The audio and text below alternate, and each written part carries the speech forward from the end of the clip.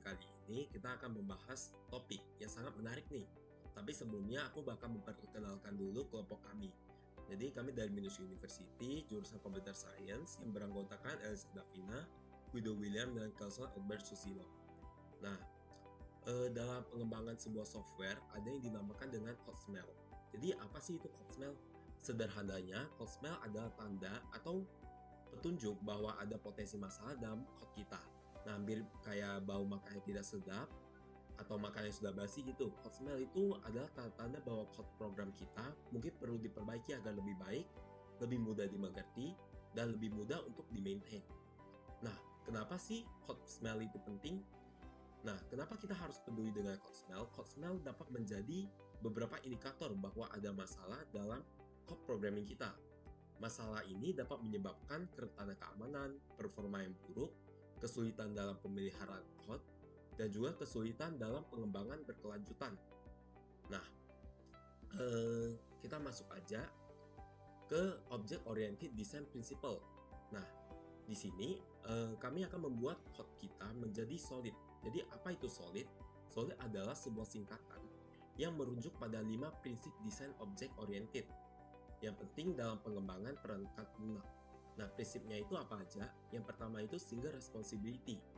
Nah, prinsip ini menyatakan bahwa sebuah kelas atau modul seharusnya hanya memiliki satu alasan untuk berubah. Nah, maksudnya gimana nih? Jadi setiap kelas atau modul harus memiliki tanggung jawab yang jelas dan terbatas. Dengan demikian, jika terjadi perubahan pada suatu aspek dari sistem, hanya kelas terkait yang perlu diubah dan bukan seluruh sistemnya. Yang kedua, ada yang disebut Open Close Principle. Nah, prinsip ini yaitu fokus pada kemampuan sistem untuk memperluas tanpa mengubah kode yang sudah ada. Nah, maksudnya gimana? Contohnya entitas seperti kelas, modul, atau function itu harus terbuka untuk perluasan atau bisa disebut open for extension, namun tertutup untuk modifikasi, closed for modification. Hal ini dapat dicapai dengan menggunakan konsep inheritance, polymorphism, atau abstraction.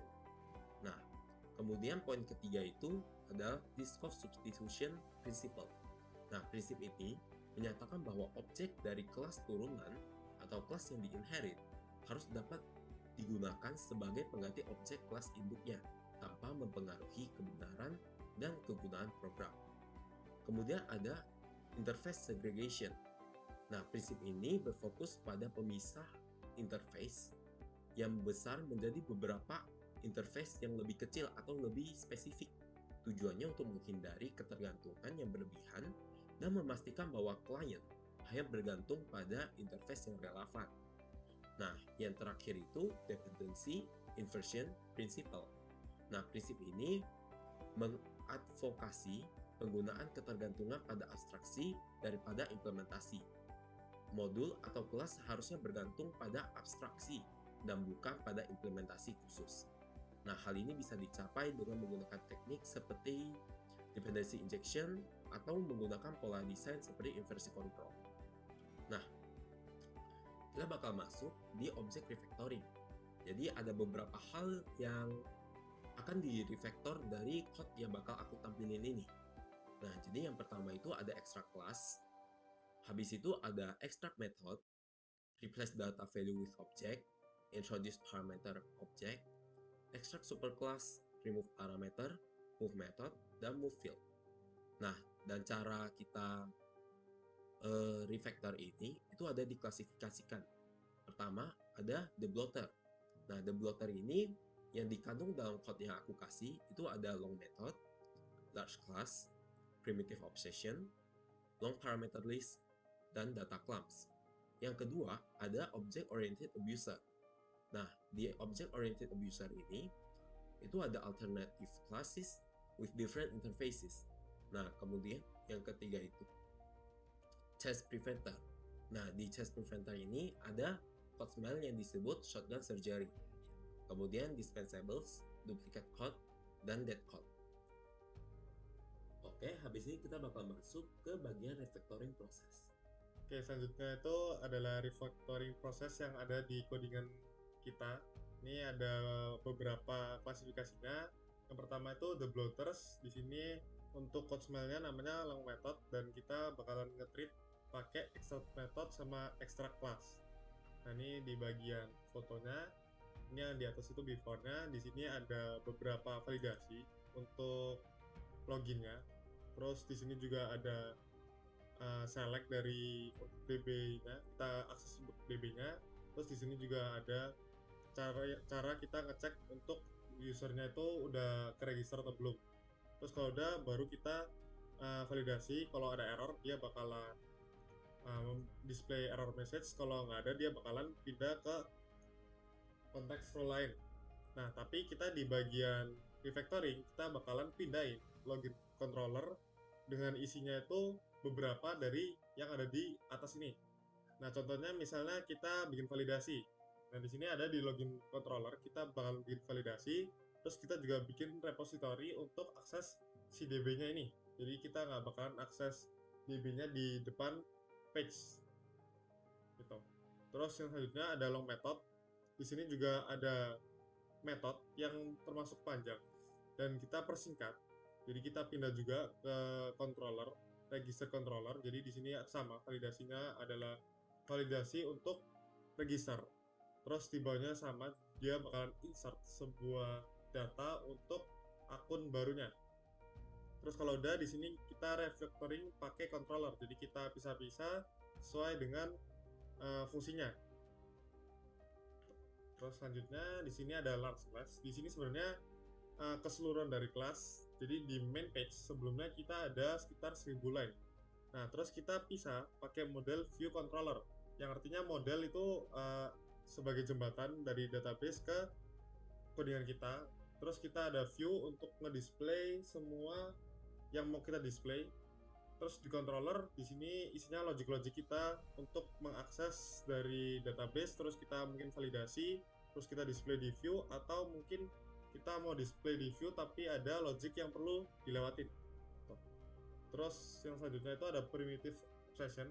Di sini sebenarnya kita lihat ada parameter, yaitu string role pass sama integer user ID pass. Nah, ini kita bisa pakai yang non primitif, atau nggak aja kita bikin pakai encapsulation, kita gabungin di kelas user atau object user. Terus di user ini isinya adalah variable string role pass sama integer user ID pass. Baru kita panggil pakai object user, terus kita panggil nama dari usernya, nama dari objeknya. Terus kalau udah, tinggal kita pakainya nih .get role pass sama .get user ID pass, itu pakai getter setter dari objeknya. Terus selanjutnya ada object oriented user. Di sini code smell-nya alternative class with different interface. Nah, kita nge-treatnya pakai extract superclass. Ini aku paling tunjukin di bagian bawah. Awalnya kita perlu sebuah function initialize komponen. Jadi komponennya kita initialize dulu, terus kita masukkan komponennya ke dalam scene atau root-nya. Terus kalau udah, kita arrange supaya lebih rapi, dan kita bakalan bikin sebuah action kalau misalnya ada sebuah aksi dari button atau dari label yang ada interaksi. Nah, itu kita bikinnya di action. Nah, untuk function ini dia bakalan kebikin di berbagai page, dan kita bikinnya juga di kelas yang berbeda. Jadi di sini itu functionnya bakalan keulang terus. Nah, supaya kita nggak bikin function ini manual, kita bikin sebuah interface di sini ya, pakai abstract class. Di sini kita juga bikin abstract method, yaitu init component, add component, range component, sama action.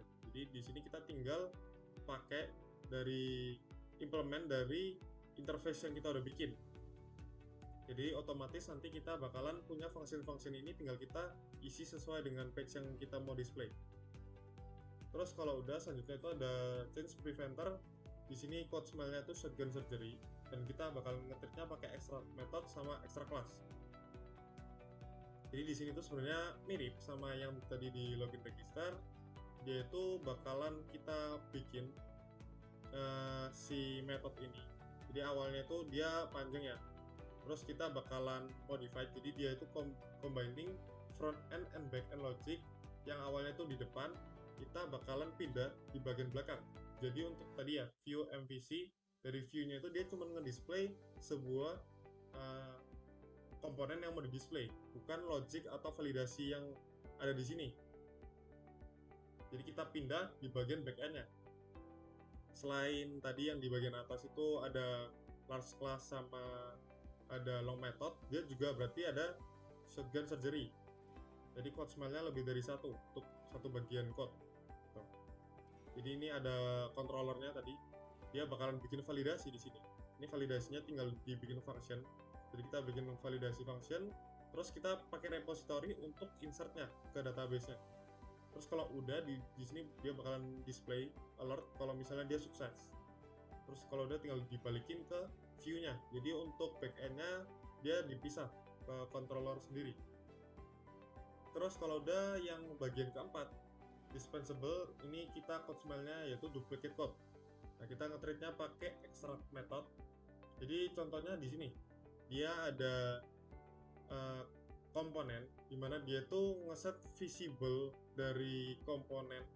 Visible-nya itu kita sesuaiin. Jadi misalnya kita mau nampilin menu, jadi komponen menu dari admin, kita bakalan bikin semua menunya, admin, customer, sama semua role, tapi kita bakalan visible dari role yang sedang login. Jadi kalau customer berarti kita bakalan display menu-menu yang untuk customernya. Tapi kalau misalnya dia admin, dia bakalan nge-display menu untuk adminnya. Nah, kita cuman mainin di visible-nya. Nah, itu bakalan jelek di bagian duplicate code-nya. Karena yang pertama dia perlu nge-build semuanya di awal. Terus dia juga ngeduplicate ya berkali-kali. Nah, caranya kita bikin sebuah customer main view. Di sini kita langsung generate pakai function. Nah, function ini yang bakalan kita pakai berkali-kali. Jadi kalau udah di generate, kita masukin sebuah parameter transaction by ticket sama transaction history. Jadi ini menu-menu yang ada di customer. Jadi kalau misalnya kita mau masuk ke view-nya, kita baru generate, nggak kita generate dari awal. Gitu. Terus yang selanjutnya itu dead code. Di sini arti dari dead code itu dia code yang nggak kepake ya. Jadi awalnya itu misalnya kita punya sebuah import. Ini kebalik ya. Untuk yang di bagian bawah itu yang before, di sini ada alert sama alert type. Jadi untuk bagian yang page yang sekarang di display itu dia sebenarnya awalnya ada alert. Jadi kan kayak tadi ya, alert sama logic sama akses database dia semuanya di depan di view. Tapi setelah kita refactoring, dia udah nggak ada alert di bagian view, tapi di bagian backend-nya. Nah, itu kita punya dead code. Jadi si alert ini udah nggak kepake lagi. Ini kita hapus untuk afternya. Tuh. Terus ini untuk implementasi dari refactoringnya. Jadi ada controller untuk artist controller. Di sini ada langsung ke fotonya. Di sini ada display alert. Ini untuk ngedisplay jika ada alertnya. Terus di sini ada generate artist ID. Jadi kita pakai ID untuk bikin jadi primary key kan. Terus di sini juga ada fungsinya buat bikin ID-nya. Jadi dia pakai ID yang terakhir dibikin ditambah 1. Terus kalau udah di sini ada do insert, dia untuk insert dari repositorinya. Jadi kalau insert di database, dia pakai repository, nanti ada di bagian bawah. Terus untuk update dia juga ada pakai repository, jadi yang mengakses di database langsung kita bikin repository. Terus ada get combo box, di sini dia berguna buat nampilin tadi tablenya. Terus refresh, ini dia bakalan nge-refresh si tablenya kalau misalnya ada perubahan. Terus delete, berarti dia nge-delete sebuah artis. Ini kita akses juga di repositorinya, karena kita setelah nge-delete di tabelnya, kita juga perlu nge-delete di database-nya. Terus selanjutnya ada card controller. Ini card isinya semua belanjaan si customer. Di sini langsung kita ke codingan. Di sini sama ada display alert, ada refresh card, jadi ke refresh kalau ada perubahan. Terus ada do insert, dia gunanya untuk insert card kalau misalnya ada customer yang mau nge-insert konsert yang dia mau beli. Ini ada logiknya sebelum kita masukin ke repository.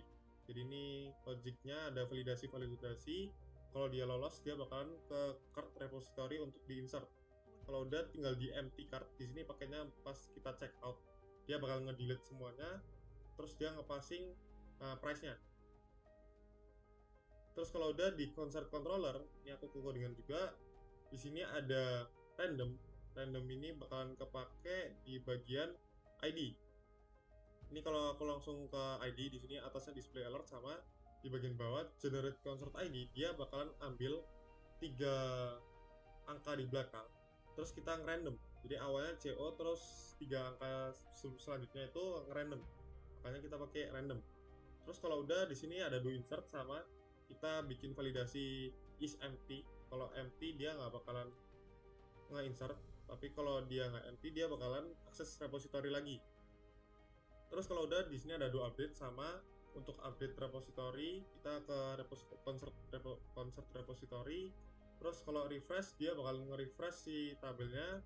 Terus kalau udah di combo box ini list-list dari all concertnya nanti ke display di bagian sebelah kanan buat ngedisplay list-list apa aja, concert apa aja yang ada. Terus kalau udah tinggal di refresh kalau ada perubahan juga, to delete kalau misalnya kita mau ngedelete konsernya. Terus selanjutnya ada detail controller. Di sini cuman isinya refresh. Dia soalnya kan dia ke insert pas kita check out. Jadi ini intinya dia ngelooping untuk cardnya. Kita insert dulu ke transaction supaya ada historinya di detail history. Itu ada history yang bisa kita lihat untuk detailnya itu apa aja cardnya atau isi dari cardnya itu kita bakalan insert, jadi looping setiap cardnya di looping terus kita insert. Terus untuk stoknya kita juga perlu update. Kalau misalnya ada yang beli udah check out berarti stoknya berkurang, ini kita update. Terus selanjutnya itu ada login controller. Di sini validasi yang tadi aku bilang, ada validasi buat ngecek misalnya username sama password. Terus juga ada alert di sini buat kalau error. Terus kalau misalnya benar, di sini dia bakalan ngecek ya. Jadi ini validasi yang tadi di atas. Dia kalau misalnya benar, dia bakalan lanjut. Kalau misalnya salah, dia bakalan langsung return keluar dari function. Kalau benar, dia langsung get user dari repository. Jadi akses dari repository, get user. Kalau benar, dia bakalan ngecek. Kalau usernya sama password match, dia lanjut ke main view. Kalau salah, jadi misalnya usernya doang yang benar, dia bakalan ngedisplay alert type, yaitu username and password doesn't match. Itu kalau misalnya salah satu ada yang nggak cocok. Terus kalau register dia sama, di bagian bawah sini ada validasi untuk register. Jadi untuk format email sama format password dia ada validasi fungsinya. Terus di sini ada display alert, juga ada validasi inputnya kayak login, tapi bedanya dia nyesuaiin sama input dari registernya sendiri. Terus kalau udah dia bakalan dipanggil di do register. Jadi kalau misalnya validasinya aman, dia nggak bakalan return, dia bakalan turun ke bawah. Dia akses user repository, dia insert si usernya, terus dia display alert sukses. Tapi kalau dia nggak lolos dari validate input, dia bakalan nge-return keluar dari fungsinya. Selanjutnya ada transaction controller, dia sama kayak detail, tapi dia di headernya. Jadi dia cuma bisa nge-refresh sama nge-insert. Jadi kalau anggap aja history itu kan dia hasil dari sebuah transaksi. Kita nggak bikin ke delete-nya, tapi kita bikin insert-nya. Ini isinya cuma date, jadi kita kapan bikin sebuah transaksinya, sama nama-nama dari user ID, siapa yang bikin transaksi, siapa yang masuk ke historinya user yang mana, sama date time sama now. Jadi tanggal sama jam sekarang saat dia bikin checkout. Terus kalau udah dia lanjut ke repository. Tadi controller sekarang ke repository. Repository ini semua yang berbau akses ke database-nya. Jadi select update delete yang di database kita bakalan taruh di repository. Terus kita sambungin ke database, kita pakai singleton untuk koneksinya. Jadi kita bakalan bikin sebuah akses get instant untuk jalur ke database-nya. Kalau udah ada dia bakalan pakai jalur yang udah ada. Kalau nggak ada dia bakalan create jalurnya untuk ke database-nya. Terus di bawahnya kita ada function get last artist, latest artist. Dia bakalan ngambil artist ID yang terakhir.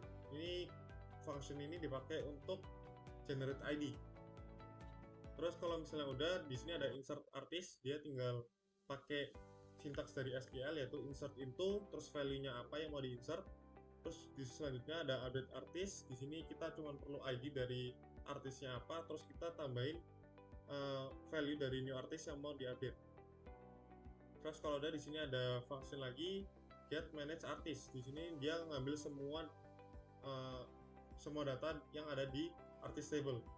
Terus ini biasanya buat display dari table untuk artisnya di view-nya. Terus kalau udah di sini ada get artist, dia cuman ambil artis yang sama, tapi di sini dia bakalan masih manage artis ini di bagian atas, dia nge-manage untuk perubahan. Kalau di bagian bawah ini dia tinggal ngambil artis yang udah ada. Terus selanjutnya ada delete artis. Di sini cuman dia nge-delete, jadi value yang ada dia bakal nge-delete. Terus selanjutnya ada card repository. Ini langsung ke codingan aja. Di card repository dia ada connection sama untuk ke database-nya. Terus ada get data dari cardnya, kita simpan di vector. Ini semuanya sama, tinggal kita select semua data-data yang mau kita pakai untuk ditampilin di table view. Terus kalau udah di sini ada update untuk update cardnya. Di sini ada insert card untuk masukin card kalau misalnya ada yang mau dibeli. Terus ada delete card kalau misalnya si user nggak jadi beli. Terus selanjutnya ada concert repository. Di sini untuk akses repository ke konsernya. Di sini sama, awalnya pasti ada connection untuk ke database-nya. Terus di sini dia ada insert untuk insert sebuah konser.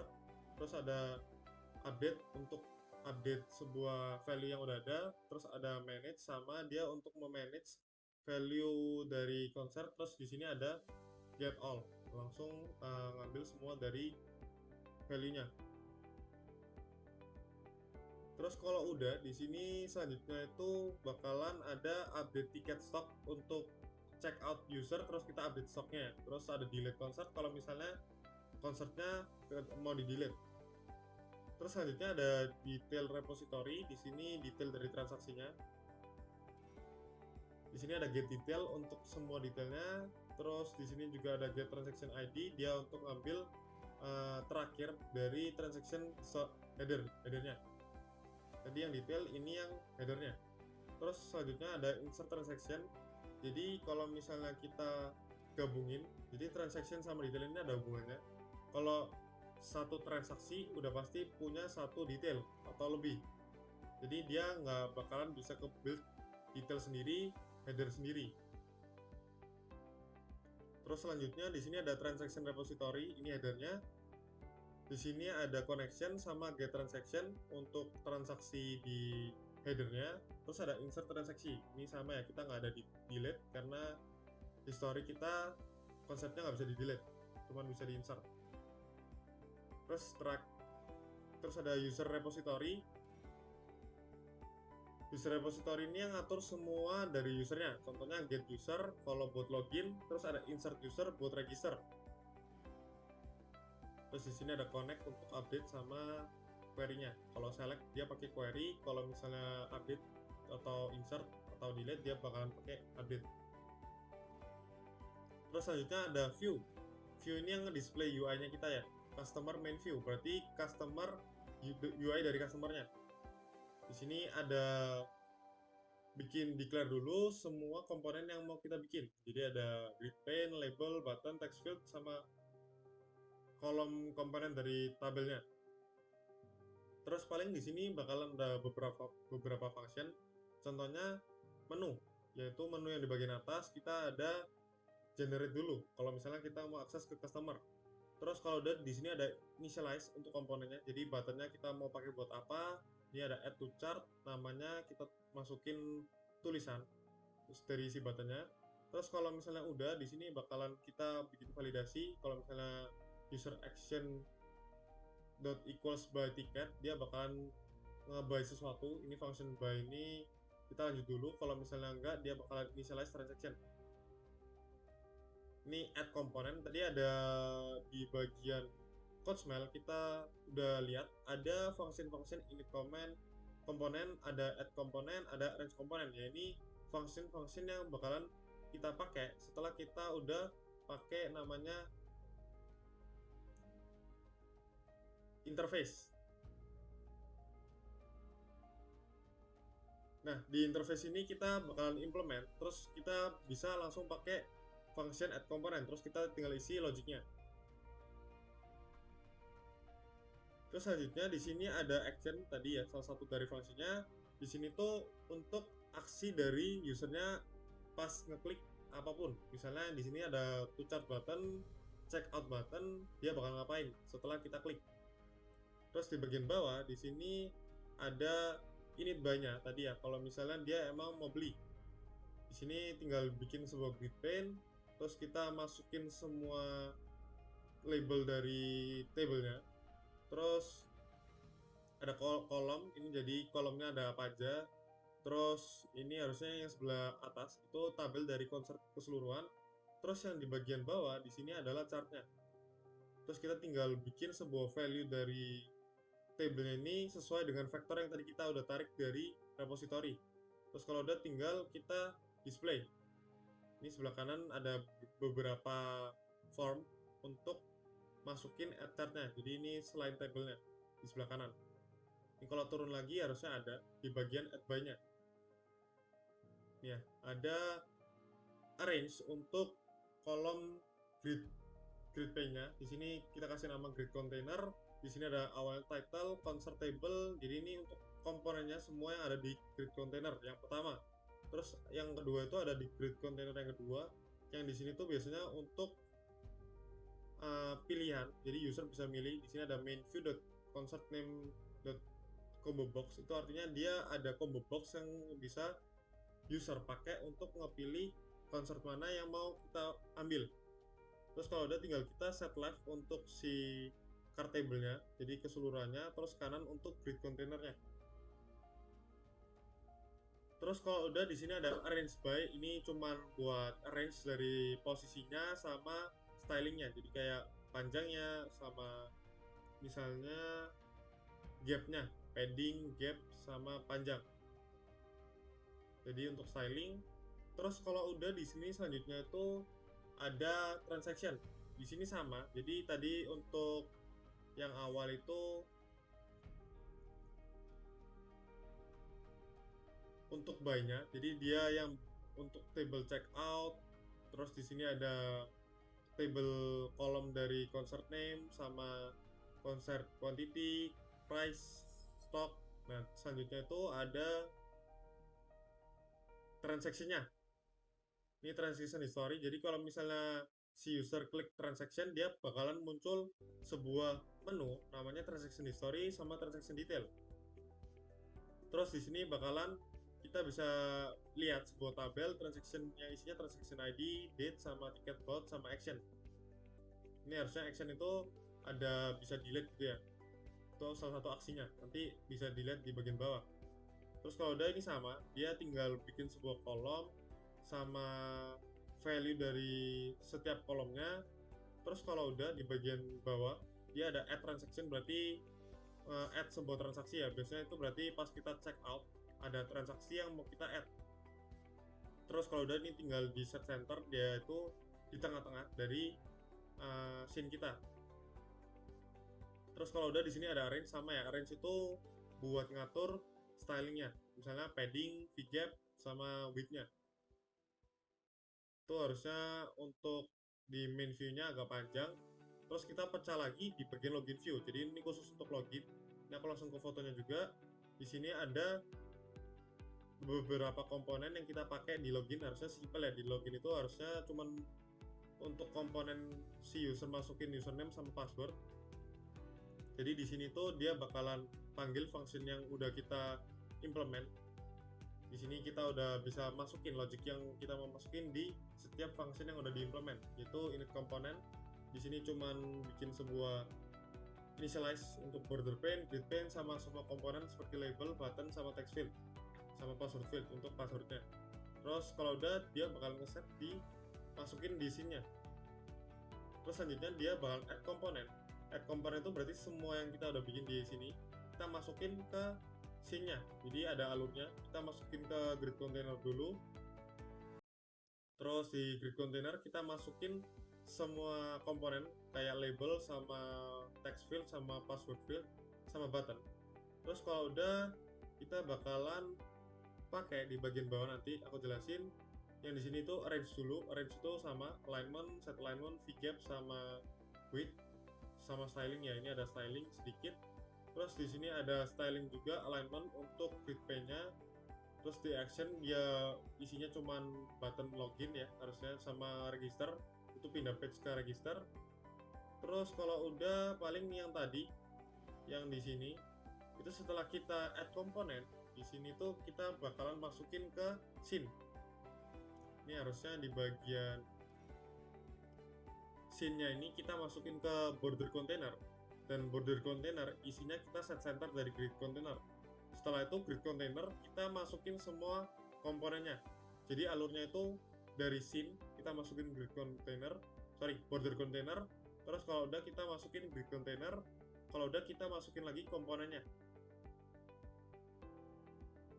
Gitu. Itu untuk login. Selanjutnya itu untuk main view-nya.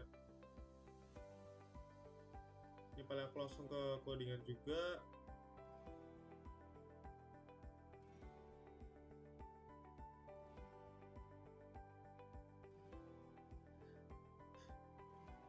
Oke, selanjutnya itu main view. Jadi di sini tuh main view secara general. Tadi kan customer ya, khusus untuk customer. Ini aku langsung ke gambar. Dia ada komponen awal untuk declare-nya.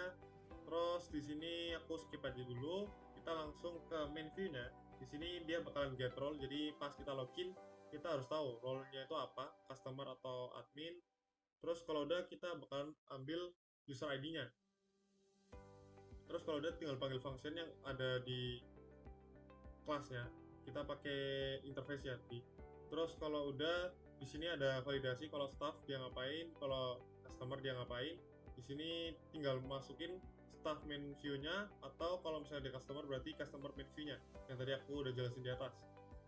Terus di sini dia cuma nampilin main view dari generalnya. Kalau secara general tadi kalian lihat di hasil dari code-nya, itu harusnya di bagian awal kalian nggak lihat apa-apa, tapi kita lihat di bagian atas itu ada menu untuk si usernya. Kalau misalnya tadi ada validasi di sini, itu kita ngecek kalau staff dia bakalan nampilin menu apa, kalau customer dia nampilin menu apa. Tapi setelah di refactoring, kita bukan nampilin ya, kita generate. Jadi yang kita awalnya itu visible, set visible, sekarang kita jadi generate. Kalau misalnya kita akses si staff, berarti kita bakalan akses staffnya doang, generate staffnya doang. Ini bakalan kita initialize dulu. Sama ini aku paling skip juga. Terus kalau udah, tinggal di add komponen. Ini untuk menu-menunya kita ada logout sama menu bar. Untuk isi menu barnya ada sesuai dengan staff sih, sesuai dengan staff atau customer. Itu harusnya di arrange di bagian kontrolnya. Terus di sini ada setup, untuk menunya itu kita taruh di bagian atas. Terus kalau udah, di bagian tengah ini kita bakal set sebuah window untuk display komponennya. Kalau misalnya kita mau display dari menu apa, kita nampilin page dari window dari menu yang kita pilih. Terus kalau udah, arrange komponen sama dia nge-arrange dari komponen yang kita udah bikin. Terus kalau udah, di sini ada action, ada beberapa action seperti logout atau item 1, item 2. Item 1, item 2 ini bakalan ke isi sama beberapa value tergantung dari role-nya. Misalnya kalau customer yang masuk, berarti di item 1 dia ini punyanya customer, menu dari customernya. Jadi tergantung sama customernya, tergantung sama user yang masuk. Kalau customer berarti item dari customernya. Terus kalau udah, di sini ada generate window. Generate window itu isi dari komponen-komponen yang kita mau display. Jadi tadi ada table view, semua yang ada di sana, ada table view, ada form, ada chart, itu bakalan ditampilin di window. Terus sebelum kita tampilin, kita generate dulu windownya. Terus kalau udah, di table main window kita visible-nya sama dengan true. Terus di bawahnya juga ini ada generate menu yang tadi aku bilang. Di sini juga kita refactoring tadi ya. Di sini kita pakainya itu pas kita masuk dan kita tahu customer atau staff yang masuk. Jadi si item 1, item 2 ini bakalan disesuaikan sama role yang masuk, user yang masuk itu role apa. Jadi kita nggak bikin kedua role-nya untuk di awal terus kita visible, tapi kita bakalan panggil sebuah function terus kita sesuaiin sama value dari customer sama staffnya, siapa yang login. Terus kalau udah ada page abstract class, ini harusnya yang tadi kita refactoring, kita pakai abstract class terus nanti kita implement ke kelas yang mau kita bikin function init komponen, add komponen, arrange komponen sama action. Terus kalau udah tinggal kita display aja. Ini kalau misalnya kita mau display view-nya, ini ada function untuk display view. Terus ada register view, di sini mirip kayak login tapi dia ada lebih banyak di komponen yang mau diambil dari user apa aja. Ini paling aku sebut di awal, ada user, ada username, ada email, ada password, ada config password, ada gender, ada button untuk actionnya. Ini paling aku skip juga, ini sama untuk yang di atas, ini juga sama, initialize semua komponen yang ada. Terus di sini di bagian bawah biasanya setelah initialize kita perlu masukin border container atau sebuah pane yang paling luar ke dalam root-nya atau scene-nya. Terus kalau udah di sini ada add komponen, sama kita masukin komponen-komponen yang udah kita bikin ke dalam border container atau kontainer misalnya kayak gender ini. Jadi dia kontainernya itu isinya semua gender yang ada. Ini ada female sama male. Terus kalau udah di bagian selanjutnya di sini grid container kita bakalan initialize atau anggap aja nge-add semua komponennya. Ini kan kalau grid itu dia pakai kolom sama row sama kolom ya. Di sini untuk registernya di awal, terus ada user labelnya di sebelah kiri, kanannya berarti dari text fieldnya. Ini sorry, bukan di kiri ya, ini di bawah. Jadi ini semua satu kolom, tapi dia cuman pindahin row. Jadi row 0, row 1, row 2, row 3 sampai seterusnya. Terus kalau udah di sini ada arrange komponen. Untuk arrange di sini ada styling font sama width sama alignment sama gap. Terus ada background dikit untuk colornya. Terus di sini ada set grid pane alignment. Ini untuk alignmentnya tinggal di center semua supaya tadi dia tengah semua. Terus untuk actionnya di sini ada register button. Untuk register dia bakalan dicek ya di do register, dia dicek ada logiknya tadi validasi. Kalau misalnya dia ke login, dia bakalan arahin ke login view. Terus di sini ada register view. Aku paling zoom dikit.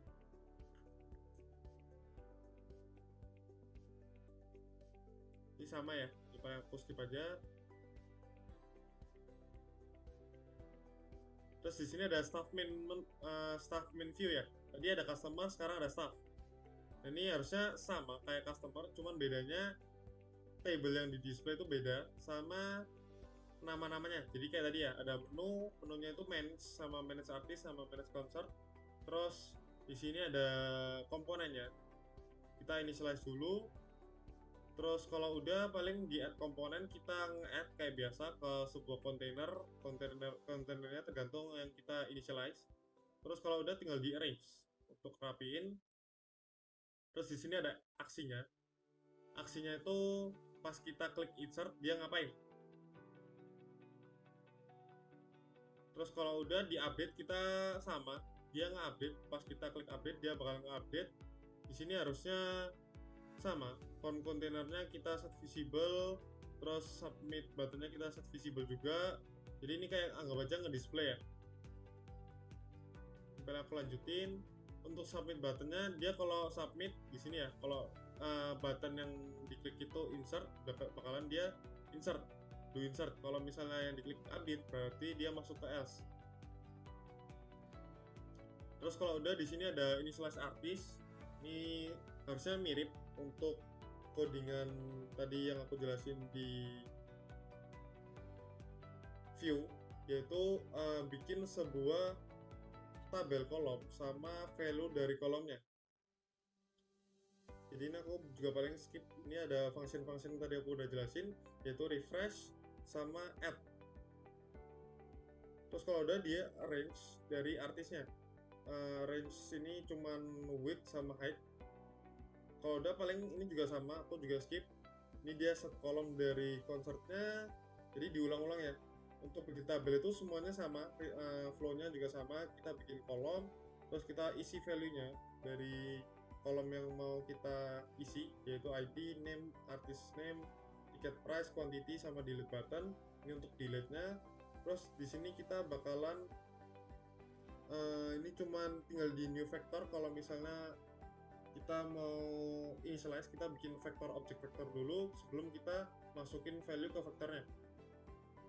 Terus kalau udah tinggal di add concert. Ini gunanya untuk masukin concert. Jadi sebelum kita masukin, kita refresh dulu supaya dia tuh bakalan ngambil concert yang terbaru, data-datanya. Terus kalau udah tinggal di get column. Ini aku paling juga skip. Ini arrange, dia cuman styling. Ya ini harusnya untuk fungsinya tadi aku udah jelasin, ada do insert. Terus di sini kalau misalnya manage artist, jadinya dia bakalan manage artisnya. Terus kita insertnya ke manage artist. Terus kalau else berarti dia ke artisnya aja, nggak usah ke manage artist. Update sama ya, ini aku juga skip. Terus kalau udah di bagian delete, dia bakalan ngedelete artisnya. Terus jangan lupa di refresh. Jadi setiap ada perubahan apapun, mau update, insert, delete, dia bakalan selalu nge-refresh supaya si user itu selalu dapetin value tabel terbaru. Terus selanjutnya ada model. Di sini model dari artis. Jadi di sini tuh kita pakai konsep OOP, yaitu encapsulation. Kita bikin sebuah class dari setiap modelnya. Ini ada artis model. Di sini dia nyimpan integer artis ID, ID dari artisnya sama artis name. Terus kita bikin variabelnya itu private. Terus kalau udah kita bikin sebuah constructor. Jadi pas kita mau initialize, mau bikin objek baru dari sebuah artis, jadi kita mau insert artis, kita langsung bikin constructor untuk dipanggil. Terus kita passing parameter dari ID sama name-nya. Terus kalau misalnya kita mau ambil, kita bikin getter setter. Ini get-nya, ini set-nya. Ini kita ulang sesuai dengan variabel yang kita punya. Terus ini toString supaya bisa kita ubah atau mungkin dimodif ya di bagian artist name-nya. Jadi kalau kita mau update, kita bisa ubah dulu jadi toString. Terus di sini ada model card. Card ini di sini ada variabel concert name. Terus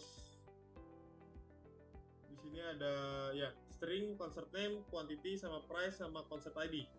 Sama ya flow-nya, dia ada constructor, terus ada parameter untuk nanti pas kita panggil, kita passing sebuah value concert name, quantity, price, sama ID. Terus kita tinggal initialize untuk value-nya. Terus jangan lupa dibikin getter setter, jadi kita isinya private untuk access modifier-nya untuk setiap variabelnya. Terus kalau udah kita bikin sebuah getter setter.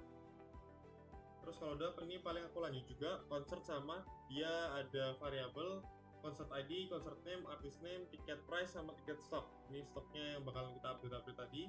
Terus sama constructor kita bikin untuk kita panggil nanti pas insert. Terus sama dia akses modifiernya private, jadi dia bakalan bikin getter setter untuk diakses. Terus paling aku skip juga, lanjut ke detail. Detail juga sama, isinya sebuah variable transaction ID, concert name, artist name, quantity. Di sini kita bikin akses modifiernya private. Terus kita bikin constructor untuk insertnya. Terus di sini ada getter setternya. Ini aku juga skip. Nah di story sama juga, dia ada transaction ID, transaction date, ticket bot, sama action. Dia bakalan disimpan pakai access modifier private. Jadi kita di bawahnya kita bakal pakai getter setter. Jangan lupa juga kita bikin constructor. Nah di sini ada perbedaan dikit karena kita nyimpan sebuah button. Nah di button ini kita bakalan di constructor, kita initialize-nya bukan sebuah value, tapi set on mouse click. Jadi kalau diklik dia bakal ngapain? Yaitu kita klik initialize show detail. Jadi kita bakalan klik terus kita ditampilin show detailnya, detail dari historinya. Perbedaannya cuma itu, kalau yang lainnya dia sama ya. Ini dari kliknya, dia ngapain? Dia ngepassing detailnya, terus dia bakalan nge-refresh detailnya. Jadi detailnya itu si tabelnya atau page-nya bakalan di-refresh sesuai dengan history transaction yang diklik.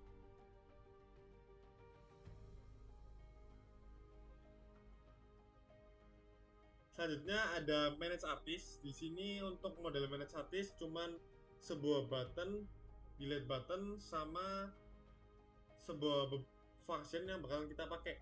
Jadi ini untuk manage si artisnya, bukan model artisnya ya, tadi beda. Kalau si artisnya dia nyimpan value-value yang artis punya, tapi di sini dia isinya cuma sebuah button delete. Terus di sini kita tinggal bikin delete ini sebagai button new object button, kita masukin tulisan delete. Jadi kita tampilin delete-nya itu dengan tulisan delete. Terus kalau udah kita klik delete itu kita ngapain? Kita panggil function delete data. Ini harusnya ada di bawah. Dia bakal ngapain? Dia bakalan kasih error message yaitu artist deleted atau semacam informasi. Terus kalau udah dia bakalan delete ini ya ke staff main view, terus kita delete data artisannya. Terus kita yang mau delete apa? Yaitu artis ID-nya. Yes, dari artis ID kita tahu ya kolom apa aja yang mau kita delete. Jadi satu row itu kita bakalan delete semua value-nya dari artis. Terus kalau udah sama di sini ada manage concert, sama kayak manage artist, dia nggak nyimpen value yang concert punya, tapi dia bakalan bikin sebuah delete button yang dia initialize di bagian konstruktornya, yaitu sebagai delete data. Ini flow-nya juga sama, jadi aku skip juga. Selanjutnya itu ada transaction detail. Ini detail dari transaksi-transaksi yang ada di header. Ini ada transaction ID. Ini kalau di database itu foreign key dari headernya. Terus ada concert ID sama quantity. Terus di sini sama constructor untuk initialize-nya. Kita pas panggil insert transaction detail, ini bakalan kita panggil dengan passing sebuah parameter yaitu transaction ID, concert ID, sama quantity. Terus jangan lupa kita bikin getter setter. Terus yang ini ya transaction header-nya, di sini kita nyimpannya transaction ID sebagai primary key, terus user ID, jadi transaksinya ini punya user siapa, sama transaksi date, yaitu kebikinnya kapan. Sama di sini ada constructor untuk transaction header dengan parameter transaction ID, user ID, sama transaction date. Nah, aku lanjut. Terus di sini ada objek dari model dari user. Di sini yang nyimpen data-data dari user, ada role-nya, ada user ID-nya, ada user action-nya. Ini paling aku juga skip, ini sama flow-nya. Udah, untuk refactoring prosesnya itu aja, sama paling tadi ada beberapa komponen kelas yang kita punya. Jadi dari MVC kita punya model apa aja, terus view apa aja, sama controller apa aja. Nah, sekarang kita bakal coba untuk jalanin code-nya dulu. Selanjutnya kita bakalan jalanin buat aplikasi convert-nya. Nah, di sini di dalam folder 5B convert udah ada file PDF buat convert documentation-nya. Jadi kalau kita mau ngejalanin aplikasinya, cara setup-nya udah disediain di sini. Nah, aku bakalan jelasin juga buat cara setup-nya. Yang pertama kita perlu setup dulu buat database. Nah, buat database installation ini kita bakalan pakai aplikasi XAMPP. Buat aplikasinya bisa kalian download di link berikut. Ini bisa kalian lihat aja di dalam documentation-nya. Kalau udah di-download, kita buka aja buat aplikasinya. Di sini service yang perlu kita start itu ada dua, yaitu Apache sama MySQL-nya. Nah, ini tinggal diklik aja buat button start-nya. Kalau udah ke start, harusnya tulisan yang tadinya nggak ke highlight, di sini udah jadi ke highlight hijau. Sama buat bagian portnya juga udah bakalan muncul, dia dijalanin di port berapa. Kalau misalnya emang udah ke start, kita bisa buka aja buat PHP MyAdmin-nya. Caranya ini buat row MySQL, di sini ada button admin. Ini kalian bisa klik aja buttonnya. Harusnya kita bakalan langsung didirect ke dalam PHP MyAdmin websitenya. Nah, kalau udah masuk ke PHP MyAdmin-nya, kita klik aja ke tab database, tab paling pertama. Ini kita klik aja. Terus kita bakalan bikin database buat aplikasi kita, yaitu Convert. Nah, di bagian text box database name ini, kita isi aja sama Convert. Habis itu kita klik button create, atau bisa di-enter aja. Seharusnya kalau misalnya database Convert-nya udah kebikin, di bagian atas bakalan ada tulisan Convert.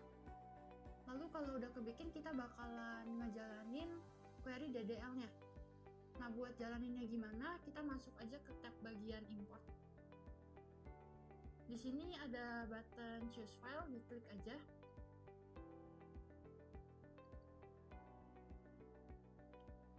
Terus kalau udah, kita masukin aja file create plus insert yang ada di folder 5B convert tadi. Nah, ini kita open aja. Terakhir kita tinggal klik aja button go-nya. Nah, seharusnya query yang ada di dalam file tadi bakal dijalanin semua. Dan kalau kita cek ke bagian structures, di sini harusnya udah kebikin beberapa table sesuai yang ada di query-nya. Nah, itu buat database installation. Selanjutnya, setelah kita setup buat database-nya, sekarang kita bakalan setup project dan JavaFX di Eclipse. Nah, yang pertama perlu kita lakuin itu, kita ekstrak dulu aja buat file convert refactor-nya. Jadi di dalam folder 5B convert tadi juga udah disediain buat project-nya, yaitu yang convert refactor. Nah, ini boleh kalian klik aja dan dia bakalan diekstrak. Di sini aku udah ekstrak buat folder project-nya. Jadi kita bisa langsung masuk aja ke Eclipse-nya. Nah, ini kita masuk aja ke Eclipse, terus kita bakalan import project-nya dulu. Buat import project itu di bagian sidebar kiri, di sini ada menu hyperlink buat import project-nya, diklik aja, terus dia bakalan munculin modal. Kita pilih aja yang existing projects into workspace. Nah, ini diklik next. Terus kalau udah, kita masukin folder project kita, yaitu yang convert refactor tadi. Ini kita select aja, terus kita finish. Nah, seharusnya kalau project-nya udah berhasil kalian import, itu bakalan muncul juga nama project-nya di bagian Package Explorer ini. Tapi di sini masih ada simbol error ya, karena kita belum import buat JavaFX-nya. Buat import JavaFX-nya sendiri, caranya kita klik kanan aja di sini, di project-nya. Kita klik kanan, terus kita pilih yang menu build path. Nah, di sini bakal muncul drop-down baru lagi di sebelah kanannya. Ini kalian pilih aja yang add libraries. Terus bakalan muncul modal baru lagi, yaitu add library. Ini kita klik next aja, pilihnya yang user library, baru kita klik next. Nah, seharusnya kalau kalian udah pernah bikin library JavaFX-nya, bakalan muncul kayak gini sama kayak aku. Tapi aku juga bakal contohin buat cara bikin JavaFX-nya ya. Nah, buat kalian yang kotaknya masih kosong, nggak ada library JavaFX-nya, itu nggak apa-apa, kita bakalan bikin di sini. Cara bikinnya gimana? Kita masuk aja ke user libraries. Nah, mungkin supaya nggak ke double, buat library yang lama ini aku bakal remove dulu aja. Jadi bakalan kosong kayak gini. Nah, kita baru masuk ke sini dan kita bakal add library-nya. Cara add-nya, klik aja button new-nya. Terus kasih namanya. Di sini berarti karena mau bikin buat JavaFX, aku kasih nama aja user library-nya JavaFX. Habis itu kalian klik aja di library ini. Terus pilih yang add external jars. Nah, kalau udah, bakalan dibuka buat file explorer-nya. Di sini di dalam folder 5B convert harusnya ada folder lagi, namanya itu JavaFX SDK 16. Di dalam folder ini itu bakalan ada jar yang mau kita import ke dalam library kita. Nah, ini kita coba klik buka aja. Di dalamnya bakalan ada 3 folder lagi. Ini kalian pilih aja yang lib, karena buat file jar-nya di dalam sini. Nah, di sini bakalan ada beberapa jar JavaFX sama ada JFX-Trust. Ini bisa kalian import semua aja ke dalam library yang tadi kita bikin. Di select all aja, terus kita open. Nah, harusnya kalau misalnya udah ke import, library-library-nya tuh bakalan tampil di bawah library JavaFX tadi. Kayak gini. Kalau udah, tinggal kalian apply and close saja. Habis kalian apply and close, buat bagian user library tadi, kita bakalan select library yang udah kita buat, yaitu JavaFX-nya. Terus tinggal di finish aja. Kalau misalnya udah ke add buat library-nya, bakalan tampil di sini ya, buat JavaFX-nya. Selain kita setup buat JavaFX-nya, kita juga perlu ngelakuin setup buat MySQL, supaya program JavaFX kita bisa connect ke MySQL database-nya. Nah, caranya gimana? Sekarang kita masuk aja dulu ke Eclipse-nya lagi. Di sini kita bakalan tambahin satu jar lain, yaitu MySQL connector-nya. Kita klik kanan aja di project kita. Terus kita masuk aja ke build path. Terus pilih menu yang configure build path yang ada di bawah add libraries tadi. Nah, dia bakal muncul modal kayak gini. Terus di bagian class path, ini kita klik aja. Kita add external jars. Terus kalau udah, kita bakalan masukin MySQL connector jarnya yang ada di dalam folder JavaFX. Jadi tadi sama kayak tadi, di 5B convert kan tadi ada JavaFX. Ini kita klik aja, masuk ke library-nya. Di dalam sini ada MySQL connector-nya. Kita klik aja. Kita open. Nah, harusnya kalau udah berhasil ke import, dia bakalan muncul di bagian class path-nya. Terus tinggal kita apply and close aja. Setelah kita config buat JavaFX sama MySQL connector-nya, baru nanti kita bakalan jalanin buat aplikasinya. Kita bisa coba buat jalanin dulu nih aplikasinya. Di sini di bagian package src itu bisa kalian masuk aja ke yang default package. Di dalamnya harusnya bakalan ada class main. Ini kalian buka aja. Terus kalian klik aja icon run yang ada di atas, tombol run-nya. Ini bisa kalian klik. Nah, harusnya waktu kalian jalanin bakalan muncul error ya. Di sini tulisannya JavaFX runtime components are missing. Nah, ini error muncul karena kita belum ngelakuin konfigurasi buat VM arguments-nya. Cara konfigurasinya gimana? Caranya kalian klik aja tombol segitiga kebalik yang ada di sebelah tombol run tadi. Ini kalian klik aja, kalian masuk ke bagian run configurations. Nah, harusnya di sini ada beberapa tab ya. Ini kalian pilih aja yang tab kedua, yang bagian arguments-nya. Nah, di bagian arguments ini bakalan ada text box buat VM arguments. Kita bakalan isi arguments di sini. Nah, yang bakal kita isi sintaksnya itu, pertama, kita bakalan masukin module path dulu, strip module path. Habis itu kalian copy aja path buat library JavaFX-nya atau file jar yang tadi kita import. Nah, cara copy-nya kalian bisa masuk ke Explorer kalian. Tadi buat jar-nya itu ada di dalam folder convert kita, masuk aja ke yang JavaFX. Terus masuk ke folder library. Nah, di sini harusnya ada beberapa jar tadi ya. Ini kita copy aja ya buat path-nya. Caranya kalian klik aja di bagian path bar-nya. Ini kalian Ctrl C aja. Habis itu kalau udah kalian paste aja path-nya ke dalam sini. Nah, buat masukin path-nya itu boleh kalian pakein petik 2 atau enggak. Ini aku pakeinnya. Habis itu kalau udah kalian masukin, kita bisa tambahin juga add modules. Jadi kita bakalan masukin beberapa modul ke sini. Yang pertama itu kita bakalan add buat javafx.controls. Yang kedua kita bakalan add buat javafx.fxml. Kalau udah, di sini ada 2 checkbox. Ini buat yang pertama, by default dia bakalan kecek kayak gini. Nah, ini bisa kalian uncheck aja, kosongin aja, baru kalian klik apply, terus kalian run. Nah, harusnya kalau udah berhasil dilakuin konfigurasinya bakalan muncul aplikasi convertnya, yaitu kayak gini. Oke, jadi setelah kita ngejalanin setup buat database MySQL sama JavaFX-nya, sekarang kita bakalan coba jalanin buat aplikasinya. Nah, di sini waktu kalian pertama jalan aplikasi, kayak tadi dia bakalan muncul buat login form-nya dulu. Tapi kita pertama bakalan jalanin dari register form dulu. Nah, buat pindah ke register form ini kalian pencet aja yang button register here.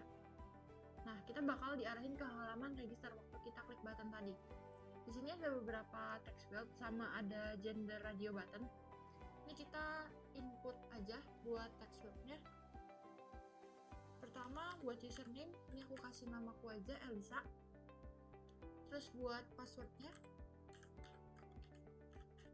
kita kasih juga. Sama buat confirm passwordnya juga. Nah, buat emailnya juga kita masukin dan kita pilih buat emailnya. Habis itu di sini misalnya kita coba klik register ya. Kita coba klik register. Nah, dia bakalan muncul error message kalau misalnya ada field yang inputnya tuh nggak sesuai syarat validasinya. Contohnya di sini waktu kita input password, tadi aku inputnya itu semua lowercase dan cuma dan pakai angka, tapi nggak ada uppercase-nya. Makanya di sini waktu kita register dia muncul error. Dia kasih tahu kalau passwordnya tuh harus ada uppercase-nya juga. Nah, misalnya aku ganti ya, aku kasih satu uppercase.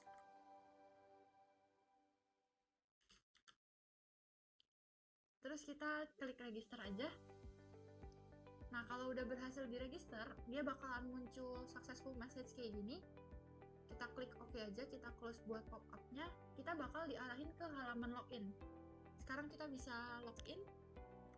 Di sini aku masukin aja tadi username-nya Elisa dan buat passwordnya juga aku input ya. Habis itu tinggal kalian klik login aja. Nah, habis itu kita bakal diarahin ke halaman utamanya. Di sini secara default waktu kita login itu kita bakalan dijadiin sebagai customer yang bakalan beli tiket konsernya. Nah, gimana cara kita beli tiket konser? Pertama di sini ada dua menu ya, ada transaction sama ada logout. Buat beli tiket itu kita klik aja menu yang transaction. Kalau kita klik dia bakalan kasih dua sub menu lagi, ada buy tickets sama ada transaction history. Karena kita mau beli tiketnya dulu, jadi kita masuk aja ke halaman buy tickets ya. Nah, waktu kita klik buy tickets kita bakalan dikasih satu window di sini, ada available concerts-nya, terus ada menu buat add to cart-nya, sama ditampilin juga buat card kita. Nah, misalnya aku pilih konser yang Johe Gaming Concert ya. Di sini misalnya aku pilih konser ini, aku masukin kuantitinya 2. Nah, ini kita add to cart aja. Harusnya bakalan muncul buat konser yang udah kita masukin ke cart. Di sini bakalan muncul di cart kita. Misalnya kita mau tambahin buat quantity konser ini. Nah, caranya kita tinggal masukin lagi konser yang sama. Terus kita input aja, kita mau nambahin berapa quantity. Misalnya kita mau tambahin 3 quantity di sini. Waktu kita add to cart, bakal muncul successful message lagi, dan quantity-nya bakalan nambah. Yang tadinya 2 ditambah 3 jadi 5. Nah, di sini kita misalnya coba tambahin konsep lain juga bisa. Kita tambahin yang GG Gaming ya misalnya. Kita masukin quantity-nya 1, terus kita add to cart aja. Nah, nanti juga bakalan di-add. Sekarang kita coba check out buat konser yang tadi udah kita masukin ke cart. Nah, cara check out-nya di sini ada button check out. Ini tinggal kalian klik aja. Nah, bakal muncul successful message yang ngasih tahu kalau kita udah berhasil check out. Terus di sini juga ada satu validasi lain. Misalnya cart kita kosong nih, kita belum pilih tiket apapun. Waktu kita check out, dia bakalan kasih tahu error message, dimana dia kasih tahu kalau cart kita tuh kosong. kita nggak punya item yang mau kita check out. Nah, selanjutnya habis kita tadi ngelakuin check out, kita coba cek transaksi kita. Cara ceknya di sini kalian masuk aja ke menu transaction tadi. Tadi kan ada menu yang kedua ya, yaitu buat transaction history-nya. Ini kita masuk aja ke menu yang ini, dia bakalan ganti window-nya ke transaction history. Nah, di sini ada transaction header yang tadi kita lakuin, yaitu buat concert GG Gaming sama yang Nah, ini kita klik detail aja. Di sini ada concert yang GG Gaming sama Johe Gaming konsernya. Terus di sini juga ditampilin siapa artis yang ngadain konsernya, transaction ID-nya, sama quantity buat per konsernya. Nah, itu buat bagian customer. Selain customer, di sini juga ada role lain, yaitu buat yang admin. Nah, buat pindah ke role admin, di sini kita logout dulu ya, berarti dari akun yang customer, kita logout aja. Dia bakalan ngarahin kita ke halaman login lagi. Sekarang kita bisa masukin aja credentials buat adminnya. Nah, buat username-nya itu admin.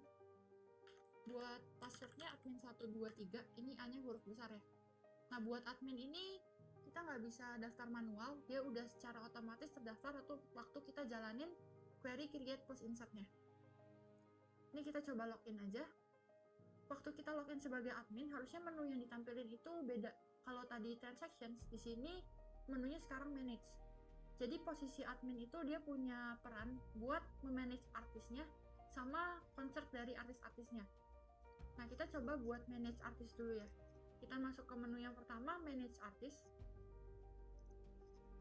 Nah, di sini bakalan ditampilin daftar-daftar artisnya. Terus kita juga bisa ngelakuin operasi insert, update, sama delete artis. Nah, contohnya pertama misalnya aku coba dari delete dulu ya. Kita coba delete salah satu artisnya. Misalnya kita delete yang namanya Reona nih. Ini kita klik aja buat button delete-nya. Nah, kalau udah berhasil di-delete, bakalan muncul successful message lagi. Artis deleted, ini kita klik OK aja. Dan waktu kita lihat ke tabelnya, artis yang ketiga tadi udah berhasil dihapus. Terus sekarang misalnya kita coba insert artis baru. Ini kita klik aja button insert-nya. Dia bakalan munculin text box buat kita input artis name-nya. Misalnya aku input namanya Guido. Terus kita klik aja insert. Nah, waktu udah berhasil di-insert, harusnya bakal muncul message lagi. Terus kalau kita cek ke tabelnya, videonya juga udah ketambah ya. Sekarang kita coba buat update artis. Nah, buat update, klik aja yang button update-nya. Di sini bakalan muncul pilihan artis yang mau kita update. Ada drop-down-nya. Ini kita bisa pilih aja salah satu. Misalnya, aku pilih yang Honeyworks. Terus aku mau ubah namanya jadi Kelson. Kalau udah kita update aja, nah dia bakal muncul message successful update-nya juga. Terus waktu kita lihat di sini Honeyworks-nya udah berubah nama jadi Kelson. Nah, itu buat menu yang manage artist. Selain manage artist, admin tadi juga bisa nge-manage concert dari artis-artisnya. Nah, buat masuk ke manage concert, kita pindah aja ke menu yang kedua. Dia bakalan ganti window-nya ke manage concert. Nah, sama buat manage concert, di sini juga bisa kita lakuin operasi insert, update, sama delete-nya. Nah, kita coba dari delete concert dulu aja. Misalnya kita mau hapus concert yang GG Gaming. Nah, ini kita klik aja di sini, kita klik button-nya. Button yang ada di row GG Gaming. Ini kita delete aja.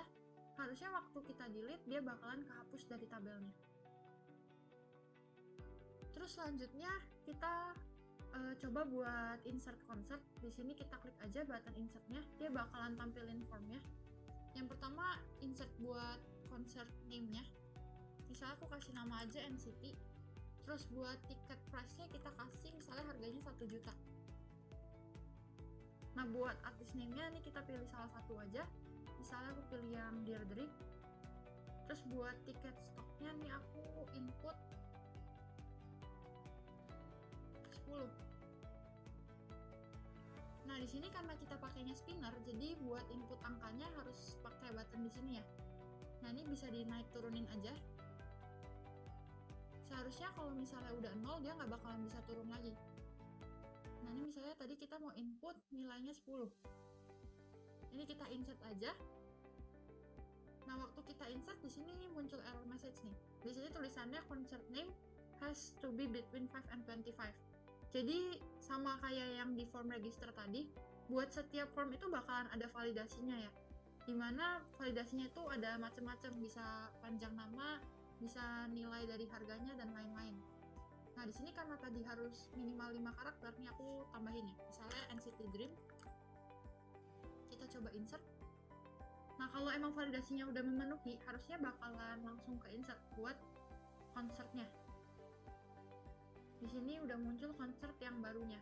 Sekarang kita coba buat update data dari konsernya. Misalnya aku mau update data yang tadi baru kita insert, yaitu yang konsert NCT Dream tadi. Nah ini kita klik aja ya button update-nya. Terus dia bakalan munculin formnya. Di sini pertama kita pilih konsert yang mau kita update. Tadi berarti yang konsert NCT Dream.